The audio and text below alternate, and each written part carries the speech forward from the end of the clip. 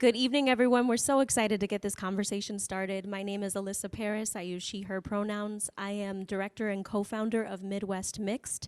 And today we are having an incredible conversation, a circle dialogue with three of the participants in Within, Between, and Beyond. Within, Between, and Beyond is live now up at the Minneapolis Institute of Art and will be closing on October 31st, which is right around the corner. So we highly recommend that you take some time to come check this out in person if you're able to, if you're in the Twin Cities area.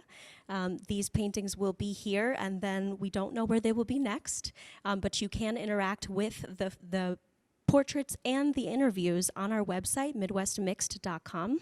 You can also buy prints of each of the original paintings as well, which is exciting. And we're just so excited to have an opportunity to have some community programming here at MIA and also in the Twin Cities and over Zoom, just to unpack the many layers of this really complex and beautiful and powerful exhibit by Leslie Barlow. Leslie Barlow did this project in collaboration with Ryan Stopera of Free Truth Media, Lola Osunkoya of Neither Both LLC, and MidWest Mixed. And it has been a journey since 2018 to get to this point now.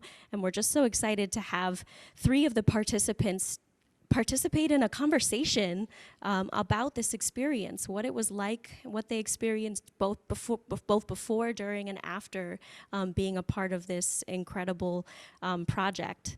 So I am going to just step out of the way in a moment here, and you'll hear from our participants. I want to acknowledge that we are in Minneapolis, Minnesota, the ancestral lands of the Dakhóta and Anishanaaabeg peoples. We are here at the Minneapolis Institute of Art, and we are presenting this as MidWest Mixed in partnership with MIA, Minneapolis Institute of Art. So thank you to everyone who made this possible. And without further ado, I am going to take a breath and step away, and I'm going to give the mic over to our incredible participants, and they are going to introduce themselves. All right, I can get us started. Hi, everyone. Thanks for tuning in. My name is Julia Gay. I use she and they pronouns. Live here in Minneapolis. And a little bit about myself. I am a Chinese adoptee.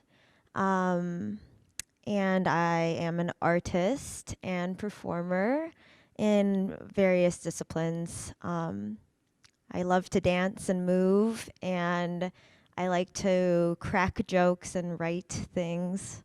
So it's a little bit about me. I'll wrap up there, and then we'll dive in. Lacey Mamick. I use they, them, and he, him pronouns, and I identify as a mixed race person of color. I live in Minneapolis, and I'm a librarian. I'm Erin Sharkey, and I use she and they pronouns, and I have too many titles. Mostly I just have trouble just doing one thing. I'm a teacher, teach with Minnesota Prison Writing Workshops. I teach creative writing for folks who are incarcerated. I also teach at a myriad of local colleges. This semester I'm on sabbatical, so I'm not teaching except for in prison. I'm also a film producer, and I have a arts collective called Free Black Dirt with my best friend Janata. And I also am part of a group of women who just bought a retreat center called Root Springs, and I'd love to talk more about that if it makes sense. So let's get started. We're just going to talk to each other because, yeah. So I've been up to see the show a couple times, but I thought maybe it might make sense to start with like sort of our origin stories with this project. And I'll go first. I've known Leslie Barlow since she was, I think, in preschool, like a very long time. We grew up at the same church together. I'm a bit older than Leslie, so I was like her camp counselor and stuff when she was a kid. Her dad was our choir director when I was a teenager. So yeah, I just love her very much, and I was really honored to be asked in 2018 to be part of a small show. So it was the initial partnership between Ryan Stopera and Lola and Leslie, and for the I think it came out in 2019 at the first conference. I think there was only, a group of 4 of us maybe that was part of that. So Leslie asked if she could come and talk with me and Zoe, my partner, and take pictures of us. And then I sat down for a video interview with Ryan and Lola, just about my experience. And I didn't, I didn't know at the time it was going to grow into this big thing where we'd be part of a larger show and part of a larger dialogue. I knew that folks would get to see it at the Midwest Mixed Conference in 2019. And I saw it there, but I was a little sheepish, and I didn't want to especially watch video of myself in front of other people. So actually, the first time I really heard the video was here with my family when we came to see the show. What about y'all? How did you get involved in the project? Well, actually, I saw your portrait at the Midwest Mixed conference, and that was my first interaction with Midwest Mixed in general, was to see these portraits and to see Julia do a performance. And I ended up talking to Leslie, and I think one of my first questions was like, is there going to be more? Like, there has to be more, right? You can't just pick 4 people and it's not going to get everything. So she was like, I hope there's more. I don't know, I feel like if anybody knows me, they know that, like, if there's art, I want to be involved if it makes sense, like if it's not inappropriate. So she was like, we don't know if we're going to make more, but we're definitely doing these like kind of like reaction videos. What it was like to see the 4 portraits, including yours. And so I did one of those at the conference. And so that was the first time I'd met Leslie and Lola and Ryan. And that felt really intense. Like, you signed up for a slot to talk, and you had like 10 or 15 minutes, and you just went right on film. And I just met all of them. And we were in this, in the conference, there's just a little storage closet that we went into. So it was kind of like we're all in this tiny space, and I have like a hot light on me, and then it's, and Lola has a lot of finesse and ability to ask appropriate questions, but it's also just like 0 to 60, tell me about your experience, which I think for a lot of us is also like analogous to tell me about your trauma, right? So that it just felt very, exposing, but also very exciting. And what I talked about a lot was like what the paintings did for me as a viewer of them. So I connected with them first, like just as a person seeing them. And then I got the opportunity to then I think they got more funding. So then we got to do more paintings. And so then we did the process for those. What about you, Julia? Yeah, that's amazing. So initially, I was invited to perform at the 2019 conference. And I shared a small excerpt from my one-woman show, Motherlanded, which is really just this in-depth exploration of my story and my identity as a transracial and transnational adoptee. And that was really awesome. I had heard of Midwest Mixed, and I wanted to be a part of it, and this opportunity brought me into the space. And I do actually remember intentionally not signing up for a slot to be interviewed because that was intimidating. Yeah, but I do remember seeing your portrait, Erin. I remember being like, what? Like, this is awesome. Oh, Minneapolis has so many great artists. So I was just like, great art everywhere, amazing. But yeah, really, really excited. When Leslie reached out to me in, I don't know. I can't even tell what year it was. What is time anymore? I don't know. It was anyway. probably 2020, like the beginning of 2020. Because I Yeah. think that we all came together, whoever was available of these 16, 17 people came together like, I think February of 2020. I recall that, yeah. Yep. Oh, okay. 2020 then. Well, so in 2019, I later after the conference, I did a full remount of my show in St. Paul. And it was awesome because a whole group of Midwest Mixed folks came and saw the performance. And I believe Leslie came twice, and she reached out to me afterwards and said, I would really love you to be a part of this project. I was like, this is incredible. Like, she said she's making 16 life-size portraits of mixed identified folks, transracial adoptees, and it'll be exhibited at the Minneapolis Institute of Art. And I was like, what? What?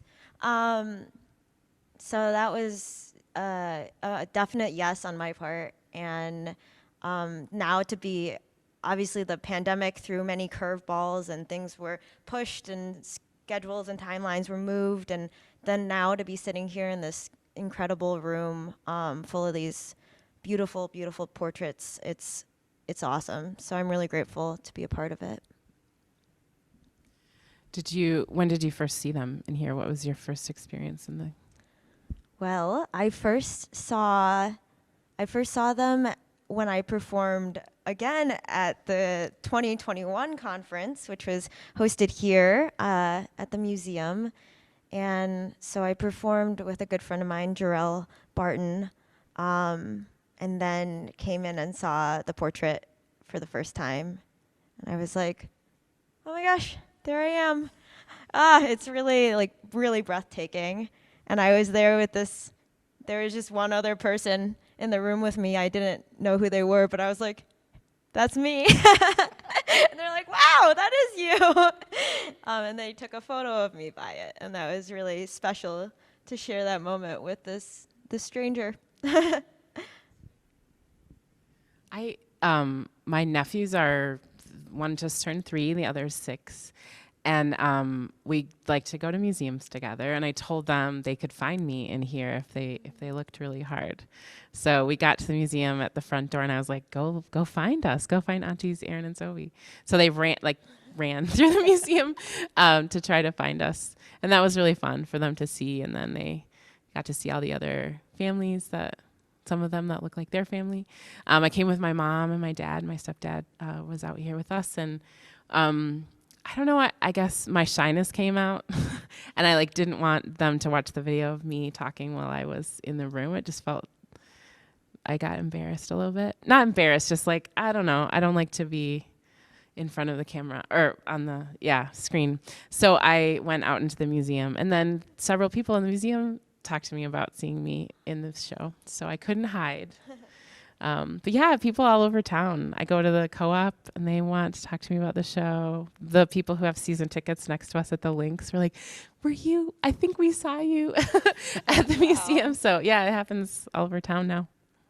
That's really neat. I think for me, there was something almost spiritual or church-like. I mean, I think there's something about this room, and it's this long rectangle, and the paintings are in conversation with each other. And I remember talking to Leslie about that being the plan, and she sort of was very excitedly drawing out this schematic of how they would be, and it just feels very much like a space of healing to have so many paintings in conversation with each other, and it's so intentional of a space. There's a real experience of these paintings in this space that is different than if you see them online. I know some people can only see them online, and it's better to see them online than to not see them, but there's really something about the space for me. Yeah, I think it's something about the scale too, that they are life-size or near life-size, and they're so vibrant. And the thing that stood out to me is that many of them are there's pieces woven into them, they're 3-dimensional, you can see fabric in them, and that was so great to see in person. That each painting is so different, but they all are in communication, in conversation with each other for sure. I think too, just the idea of portraiture and who we're used to seeing in a portrait, particularly a large portrait, and then to have sort of everyday people in general, first of all, just be in portraiture, I think is its own statement, but also just taking up space with depictions of bodies that you don't see in museums. I think there's something that's healing to me about that's beyond me being a subject in the actual portraits. I think I have a hard time sometimes talking to other people about the exhibit because I want everyone to see it, and I don't want it to come across as like you got to go see Go me. see me, Yeah. right? It's not really about that for me. Like it's something else.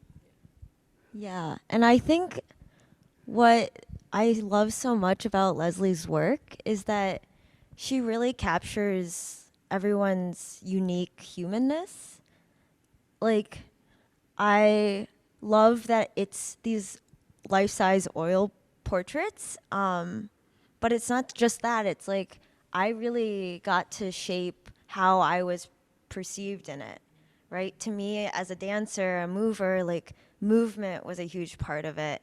And in kind of conversation with Leslie and Ryan and Lola, water is this reoccurring theme for me and symbol. And so if you see the portrait in mine, I love that she's done this like quilt work circle around me, and it really feels like this like water bending, environment, even though we had taken some photos during the photo shoot, which was kind of the inspiration for then these paintings at in the Mississippi River.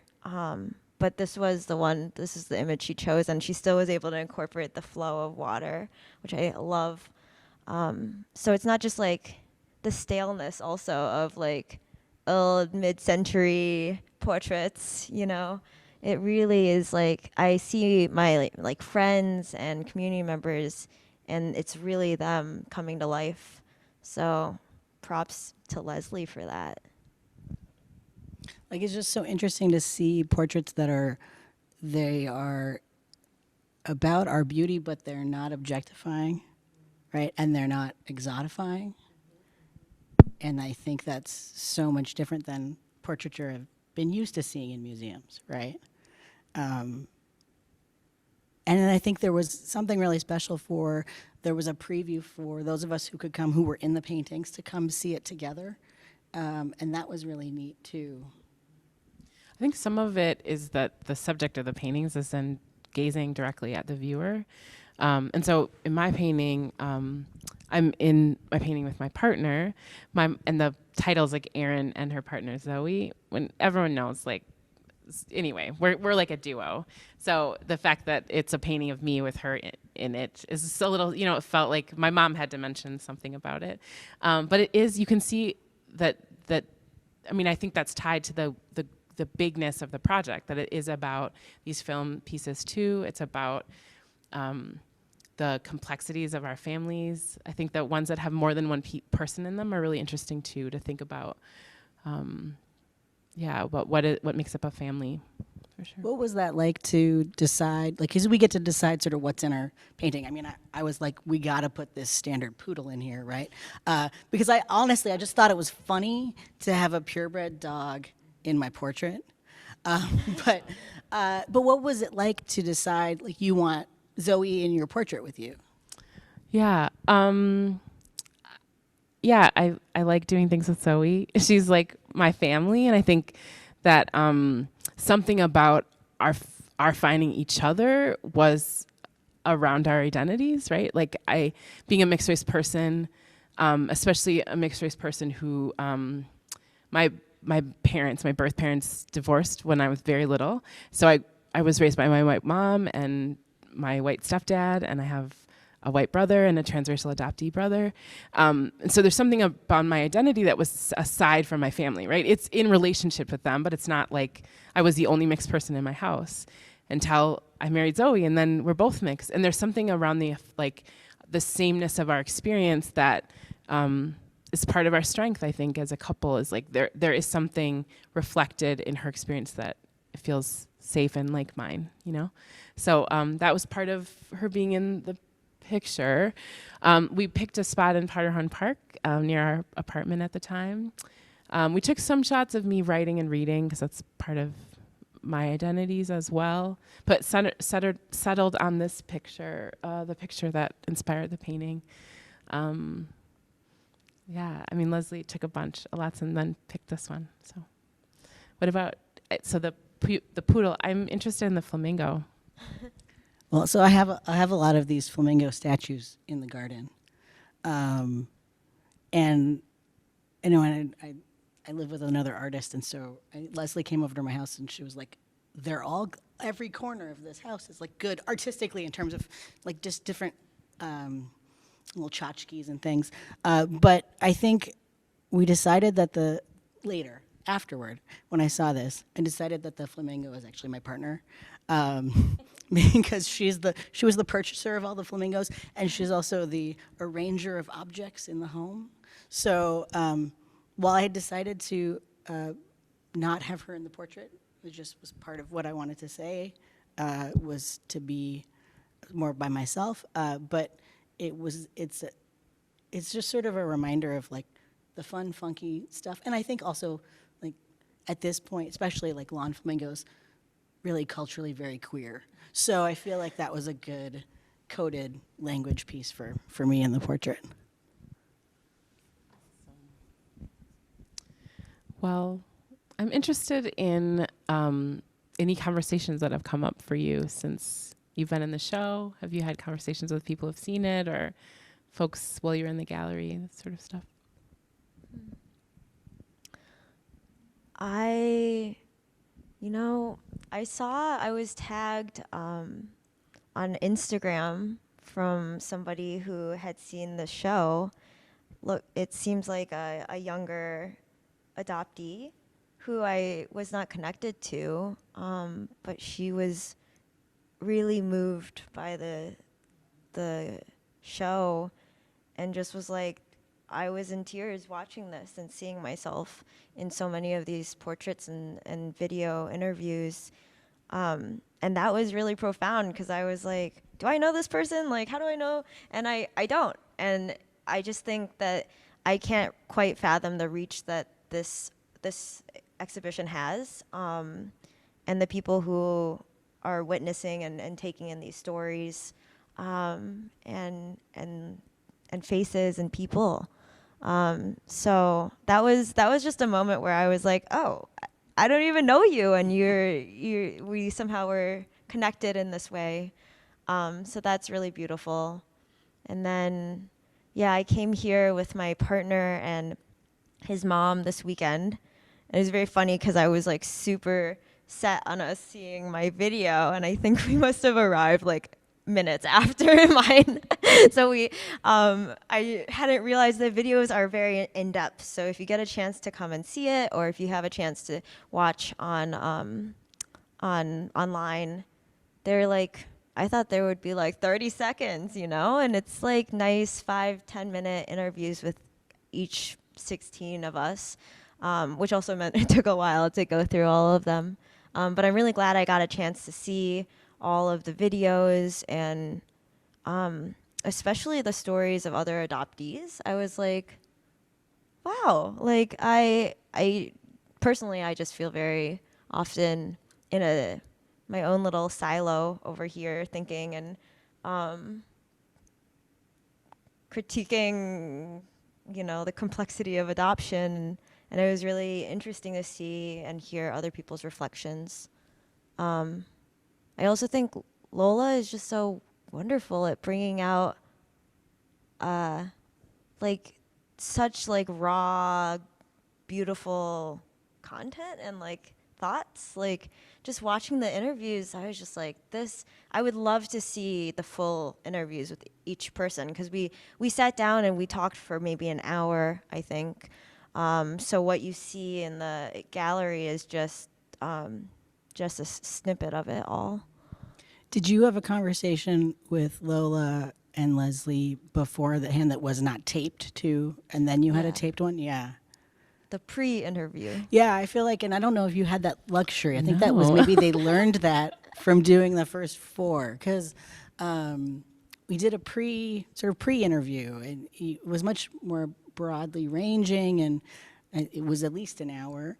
And then you had time between when that interview happened, and that wasn't recorded in any way. You had time to think about sort of what came up afterward, because sometimes you forget you want to say certain things.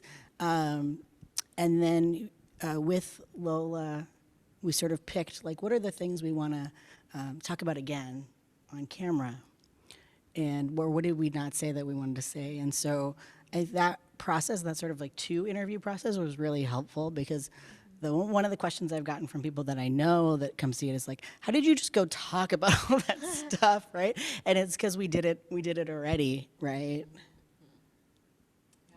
Do you feel like yours would have been different if you'd had that opportunity? I mean, I'm sure it would have been different, but I don't know. I feel like my veil's pretty thin in terms of like emotional. Like, I don't feel like I'm not a very guarded person around stories. And we got into it pretty deep, pretty quick. Lola made me cry, of course. And it didn't, I sort of let that out of my mind until we were back here. And then I'm like, I'm crying. My face is so big, but it's fine. I'm not afraid of it. But yeah, I think that, I was really impressed with how deep we got in our conversation just in that first sitting. And we're able to talk about a bunch of things, about how my story has evolved, how my understanding of myself has changed over time. And I think if we did another interview today, it would be even different. You know, there'd be more things that I know about myself. And I hope that continues, that I know myself more, that I feel more comfortable talking about the complexity of my story as opposed to the like having it simplified or like flattened, which I think often happens. And my story's evolved since the video. A lot of the videos are on my relationship with my father, which I didn't meet my dad. I knew my dad till I was like 4 years old, and then we were apart from each other until I was in my 20s. And then we got to spend a lot of time together. I got to travel with him to his hometown in Mississippi and meet my family there and meet gaggles of family members that, I was longing to know. And then he passed away from COVID in November. So I'm learning him new and learning myself new in this new space, you know? Like, I think that there are opportunities to be really thankful about where my story has evolved. And there are times when I was in my teens when I never knew that I would be able to have this sort of relationship with him or myself. So I think this show is also a snapshot in time that reflects like a specific moment in an individual or a family. And the story will keep changing. We'll keep learning each other and ourselves deeper. I think that's a really good reminder, like, that it is a snapshot. And I think because we're so vulnerable on the film, in the interviews, and then things happen and things change, right? I think that was really hard for me because I am not somebody that tends to share a lot. Like, whereas you've made art, both of you, about your identity, and also just been able to write and speak about it. And this was really a new skill for me. Not that I don't think about these things, but I definitely don't talk about them publicly. And I would say most of my friends probably don't talk to me about that kind of stuff. So in some ways it was kind of nice to do this, and then I could say to people, like, just go look at the show, right? Like, I don't have to talk to you, but also that it is an entrance, right? It's an entree to a conversation if they want to have one with me. I think what really propelled me to do the project, was initially too, as somebody who often is read by other people as white, I really felt like, do I need to take up this space in this show? Like, I'm one of these 16 paintings. Like, there could be another person who is also less represented in a museum taking my spot. And it was nice to get some feedback and reassurance from Leslie and Lola, but I think the thing that really propelled me to do the exhibit is I can be a trans person in a museum who you don't often see either. So I felt good about that representation, and specifically because so much of this work is about bodies, and so much of how people respond to trans people is about what they think about bodies. So I think for me, it connected to other things I was wanting to say.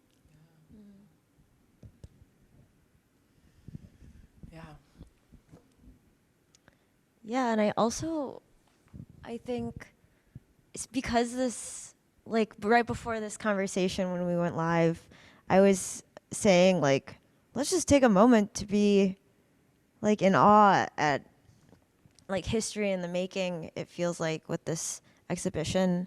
And that because we so rarely see ourselves reflected in art in, you know, an institution like the MIA,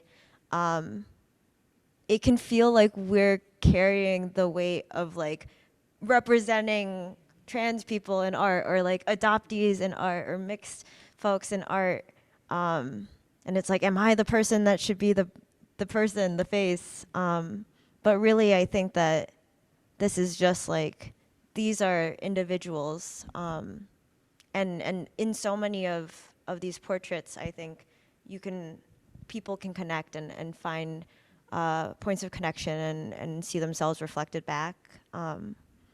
But that it doesn't, like you mentioned, it doesn't feel like it's we're tokenized at all in this process, or that Leslie was like, well, we need a adoptee, can you do it? Like, can you check the box? So that I also really appreciate the intentionality of the entire process, from like initial outreach to sitting here right now.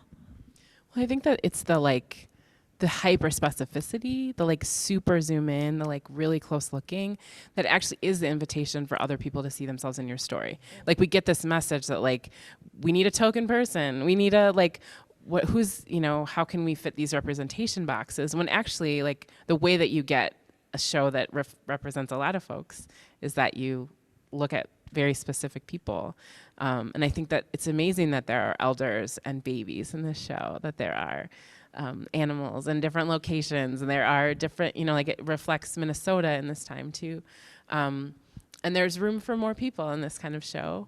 But I think that because it isn't like a header above it, or like something in the description that's like, this is why this person's in this show, it helps the viewer expand their definition of what, and I think that that's in the title too, like who belongs inside, what is in between us, how are we connected, more than just like what boxes do we fit in. Yeah, I think that was never not grounded in individuals. Like, it was never like, you're standing in to make this statement, and that's like why you're here, right? And so it was an example that I don't know that I've experienced much, which is she wanted mixed people and transracial adoptees to be in the show, just to be in the show, like, not because our stories are complicated for other people, not because like we're gonna solve stuff. Like, I think those are often the times that as a community or group, like, we get brought up as like, oh, it must be complicated to be you, or you're gonna solve racism by existing. Like, these like tropes, right? That people say often, who are not mixed or who are not adopted, say.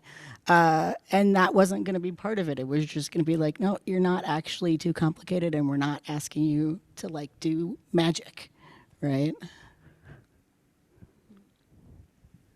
Yeah, I think that it's also, just thinking, you know, I'm maybe the oldest person here, that like, I have been through many different manifestations of how mixed people are held up. You know, when I was a baby, I had a Brown is Beautiful shirt, and there was like a whole lot of talk about how, you know, I was a representative of like this new, like, see racial harmony in these cute babies, right? And different stories were told. My brother was adopted, I don't know how old he is, 30 years ago, just 27 years ago. You know, there are different stories around like, and I think that the stories really are what help us to expand and like to make more complex the stories. Like, we need to, as a community, be telling evolving stories. So they're not telling the same tired stories about adoption or about Christianity or about, you know, its role in these sort of institutions. So I think that, yeah, I love that this is a moment. I'm excited that this show would look super different in 10 years or 50 years when supposedly everyone will be mixed, you know, at that point. Because that's what, you know, that's what it says on the cover of Time magazine or whatever. It's like, look out, it's coming. And I think some of that is fueling some of the paranoia that we're seeing, like, of folks who are really dependent, really like wedded to white supremacy, I think is coming from this like, you know, you're going to disappear sense that's coming through media. And I am interested in what, how these conversations will change. Because they have changed in my life, you know? The way that my mom taught me to talk about myself is different when I was, 2 years old than now, And now I'm teaching her to inform me. Did either of you have conversations that happened with your families because of coming to the show or doing the project? I think I said things in the video that I haven't said to my mom, and I know she saw the video and she told me she was really proud of me. But it did allow us to for me to know she knows that I think certain things about myself. We don't know. I don't have a very confrontational relationship with my mama, but she knows what I think, which is nice, Mm-hmm. And it was nice to have an opportunity for her to say that she was proud of me for doing it. And it also, I think, so my brother, his kiddos are mixed race kids, and I don't know how much they're being raised to think about themselves as mixed race kids, and so coming to the show with them was really fun to be oh, this is my identity is different than your identity. Your identity is because your dad is from Guatemala and your mom is white, and what does that mean for your identities? And they're little ones now, so we're just starting conversations. But I appreciated part of the show was this book collection at the back, and I think that just going off what you were saying around the way that it's set up, there is this video that you see at the beginning and start to hear stories, and then you get to spend time with this direct gaze with the subject of a painting, and then it really invites you to read, to be in the work, to tell your own stories, I think is maybe where it's getting at. I don't know. Yeah, I feel like because I have been actively using art to try to kind of understand myself better, I've had those conversations kind of ongoing with my mom, who's also white. And so, yes, I don't know if anything is new. And I haven't sat down and talked with her. She's not in Minnesota, so she unfortunately might not be able to see it live this time. But I haven't yet had a conversation with her about this my interview and this whole exhibition. Yeah, it was actually yesterday or on Sunday when I came and saw this. This was my first time seeing my interview. I was like, what did I say I hope I said profound things. It's I don't Mine was remember. longer ago than yours, so I was like, what did I say? I know. I was like, I don't even remember what I said.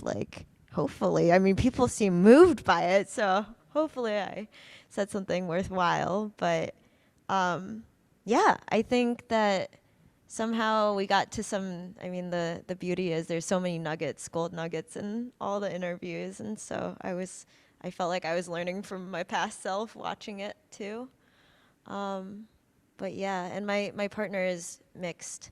And I think that was, even before I knew about Midwest Mixed or anything, I think that we had this moment of connection. I actually remember it was when I was taking a Mandarin 101 class and auditing it, and it was a rather traumatic experience, which I wasn't prepared for, because I was doing it at a white institution, surrounded by white students and a white instructor, and then was told that if I didn't continue getting A's on the daily quizzes that I wouldn't be able to continue auditing. Yeah, and I remember that I got a C because Mandarin is hard, and I remember crying in the car and just with my partner and just being this is just so painful, being told that some white person could be a gatekeeper to my mother tongue, you know? And he, like, in this moment, he was like, I totally get you, you know? He's mixed race Vietnamese, and I think at the time when he was growing up, it was really mainstream and encouraged that people just teach English. Just teach English. It's going to confuse your kids too much. Like, they won't, you know, be able to succeed, or they won't be treated the same by teachers and other people. And so he felt that we had that shared moment of being like, yeah, we never wanted to lose this language, and somebody else had the power to make that decision for us. So yeah, I think that that was a moment when I was like, wow, like, I don't identify as mixed, of course, and culturally raised in kind of these two worlds, but that was a moment where I was like, wow, we actually, as mixed race and adoptee folks, we have a lot in common, and in that way, like, can really be there for each other. So, yeah. I think part of what you said reminded me of just like how my identity as a mixed race person is like stronger than my identities in any of my ethnicities because of that gatekeeping, right? So I don't feel like I'm enough of these various ethnicities to be in groups of those people, but I can be in this group of people in which I share very little racially or culturally, but then still feel much more identified and experienced that way. And there's not gatekeeping in that same way. I think that sometimes, like, language can be gatekeep, like the way that people define themselves. Like, I've definitely been in like circles of other mixed people, and maybe it's because of my specific mixiness that I'm a Black American and African and a European American mix. That, like, especially growing up in a city like Minneapolis, where there was a lot of us, right? There was like different ways we talked about, like, is your mom the white one or your dad the white one? Like, that they made a difference, like whatever. And I think that I definitely met other mixies who are like, oh, you can't say that about yourself. Or like, what? Like, things that were, okay, like my little corner, and the way that in my situation, I was raised by white folks and raised by white folks to talk about myself. That it took a journey in adulthood to come into my community as a Black woman, as a Black mixed race woman, and to understand my identity as a Black woman. And that, I think that, yeah, we all get to it differently. So I do think there are ways that I feel affinities and feel connected to other mixies, to transracial adoptees, to like certain kinds of experience. And there are other ways that, like, sometimes around mixies, I feel like I maybe don't have a specific space because they define themselves differently than me, or they talk about themselves differently than me. And I think that's an interesting thing to play out and that's one thing in my relationship with my wife, is that she's a mixie. She grew up on the East Coast. She grew up in New York City and upstate Western New York, and in the South a bit. And so her experience of her mixed race identity is different than mine. But we do have things that connect us, right? Our experiences are connected. More and more opportunities to talk about it, I think, is where we get at those opportunities to hear the moments of connection, to feel like a similar rage to teachers who blocked us, like, screw that teacher, you know what I mean? It makes me so mad. And I've had teachers like that. You know, I've had experiences where maybe I was tokenized or like put in a space or asked to speak to Black experience before I really felt like a Black person. You know what I mean? I always identified as a Black person, but like there are times when I have been in academic settings where they've asked me to team teach that with them about like Black History Month. That happened all the time growing up, in spaces where I felt really unsure of how to talk about that. I sort of lost my train, but you know, I think that there are ways. I just think, speaking to some folks who maybe are in the audience or seeing this video, like, if mixed people don't feel safe to you or haven't felt safe to you, sometimes it's like around having new conversations or finding new folks who are interested in stepping into those kind of conversations. Because sometimes it can feel like a cool kids club or like a club you're not part of or something.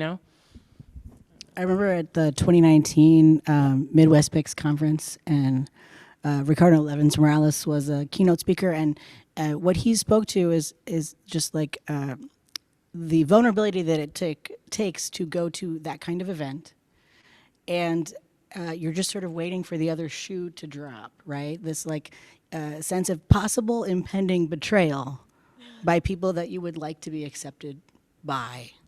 And it was really helpful to have that like just stated outright, like we can't guarantee that's not gonna happen.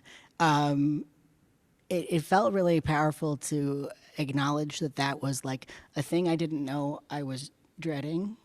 I don't know that I had the language to think like, oh, that's why this is nerve-wracking to do. But at least knowing that was on the minds of the people who were trying to make that space was really helpful.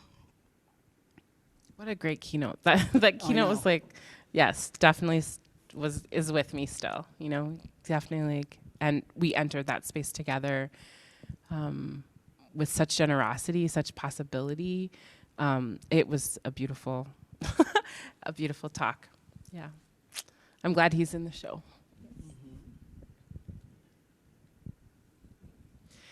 Well, is there anything that like you're gonna leave this experience with? Any like final words about like what it has meant to you, what it might mean going forward? I think for people who've seen my video, I talk about sort of struggling with figuring out how much space to take up in various situations, and that being really fluid and contextual. And I think this was a really helpful experience with like taking up space, right? And you can't escape it. It happened. I took up some space, and nothing terrible happened, right? I also didn't die of embarrassment. Like, so I think even just as one of those sort of life experiences, they're like, oh, that happened and that went okay, right? That's really helpful. And knowing that like being vulnerable and speaking from your experience is helpful to other people that we don't even know, and then it makes it worth it. And so as somebody who's not very practiced in doing those things, it's been really helpful because the amount of vulnerability that I had to give to participate in the project is given back to me by seeing like all the little mixed race kids that are coming and the transracially adopted kids. Like everybody who I know who has a family that is mixed is sending me pictures from the exhibit, and like there's something about seeing all the little kids and the families, just knowing that they're having that experience. And I kind of think about like what would my life be like if this kind of exhibit was commonplace and in my childhood, right? So I think it's been really powerful to just be part of something. And I think we're so used to portraits being like always through the conduit of the artist, right? And then it stops. And I've never experienced something where you get to actually hear from the people in the art, that like Leslie has given her perspective, and then we're still here talking though too. So there's like these dual narratives. That's really neat. I want to see more art about that. Yeah, yes, I think that the beauty of these portraits is that it does take up space, and it is a very definite time capsule of us in a moment. And yeah, I always look at the art that I create as that, a reflection of where I was in that moment, in that time. And if I look back, things would look differently. I would say things differently. Even my one-woman show, when I remounted it, I totally overhauled it and made it a reflection of 2019 Julia. And so I kind of like that we can't do that with this. Like, I like that this is where we were in 2020, 2018, whenever Leslie captured us. And yeah, I really hope that the success of this exhibition is just like signifies the importance and necessity for more work like this, more places where families can take their kiddos and they could see themselves. Yeah, like before this, I'm pretty sure like my closest connection to artwork was like, you know, like the Han Dynasty, like art, you know, I'm like, yeah, ancestry. But to actually see, you know, real life reflection of people who look like me or who have complexities of identity like I do, I think for me that's significant. And I think it's been really a game changer for the cities here.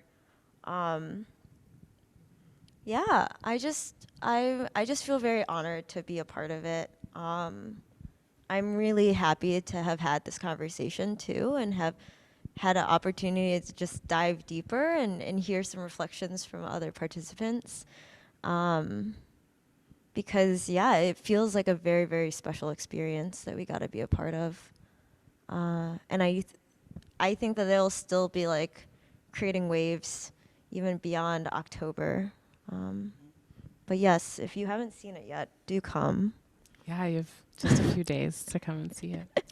I would say the number one question I get from people who go and then contact me is, where's it going next? Is it traveling?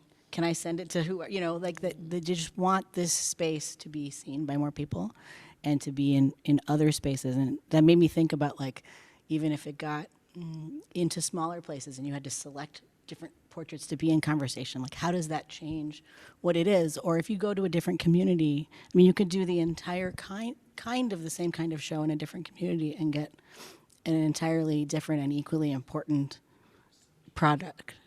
Yeah, it's so true. I wonder what it would be like to have it move and be in spaces outside of the Twin Cities and other places in Minnesota and other places in the country.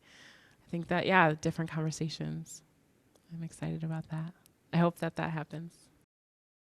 So this has been a really powerful conversation. I am all fired up and want to like journal immediately, but also to talk to you all more and be in conversation. And I think the really exciting thing about this project is Within, Between, and Beyond is archival. It was intended when we first set out to do this. Leslie, the dreams that we were kind of cooking up in the beginning was, how can we document on an ongoing basis? And y'all spoke to how that happened. Lacey, your kind of gateway into the project was doing a quick live interview after just interacting with the first iteration of this project. And yeah, the conversations keep going and then it keeps building, but these snapshots still mean something and they're still so powerful in the moment that they're captured.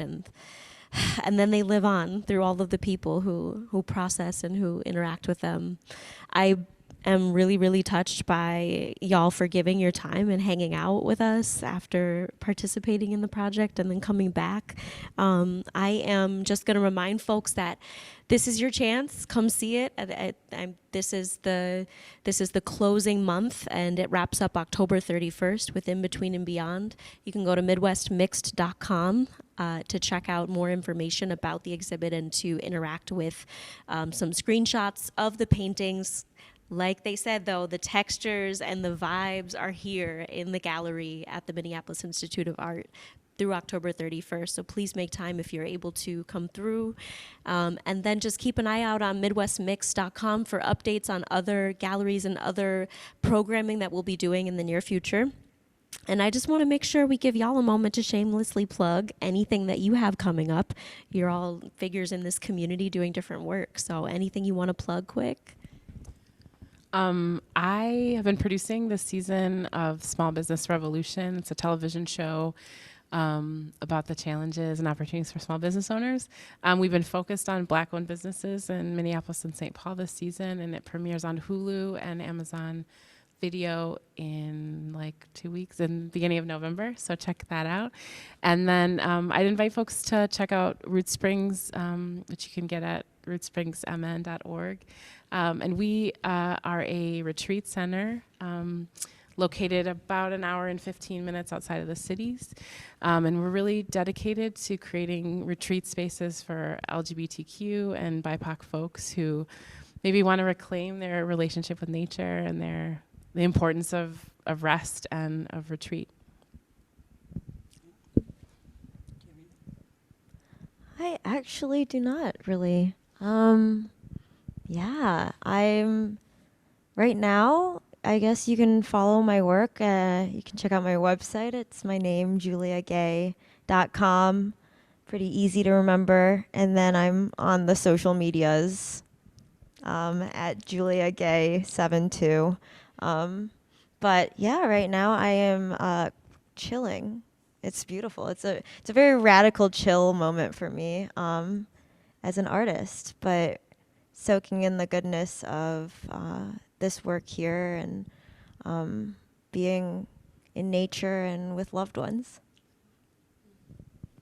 Well, thank you for being with us, y'all. It really, really was an amazing conversation. And we'll keep in touch. And thank you all for joining us. If you were on the webinar or watching this later, thank you for taking some time.